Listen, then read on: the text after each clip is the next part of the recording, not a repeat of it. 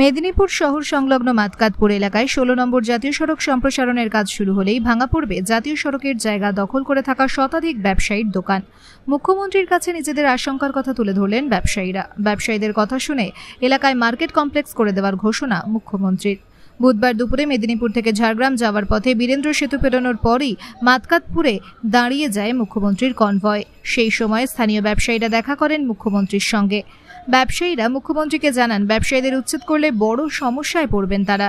এরপরই রীতিমতো জেলা শাসককে ডেকে মুখ্যমন্ত্রী নির্দেশ দেন 2026 সালের নির্বাচনের পর এলাকায় তৈরি করতে হবে একটি মার্কেট কমপ্লেক্স, যেখানে নিশ্চিন্তে ব্যবসা করতে পারবেন ব্যবসায়ীরা। উল্লেখ্য 16 নম্বর জাতীয় সড়ক সম্প্রসারণের জন্য জাতীয় সড়কের জায়গার উপরে থাকা বেশ কয়েকটি দোকান চিহ্নিত করে তাদের ক্ষতিপূরণ দিয়েছে জাতীয় সড়ক কর্তৃপক্ষ। তবে যে সমস্ত দোকান উচ্ছেদের আওতার মধ্যে আসতে পারে তাদের সকলে এখনো পায়নি ক্ষতিপূরণ। আর এই আশঙ্কাতেই দিন কাটছিল ব্যবসায়ীদের। প্রতিশ্রুতি মতো আদেও কি ব্যবসায়ীদের জন্য মার্কেট কমপ্লেক্স গড়ে দেওয়া হবে, সেটাই এখন দেখার।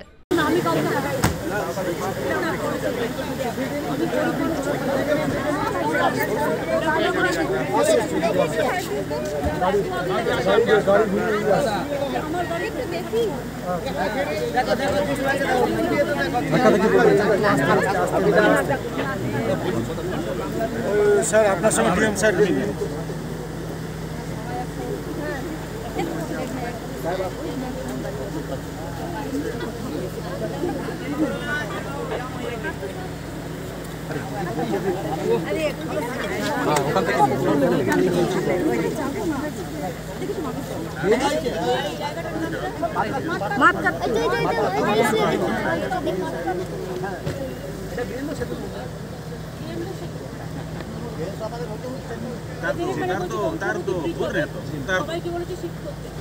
এদের অল্টারনেটিভ প্ল্যান যদি যখন হবে, এখন তো নাও there is no plan.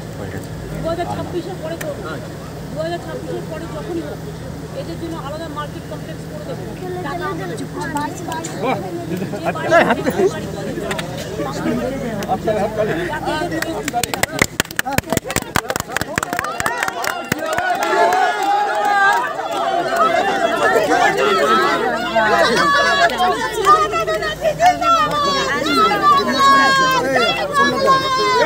Joy Bangla, Joy Bangla, Joy Bangla. Follow করুন বিপ্লবী সব্যসাচী অনলাইন।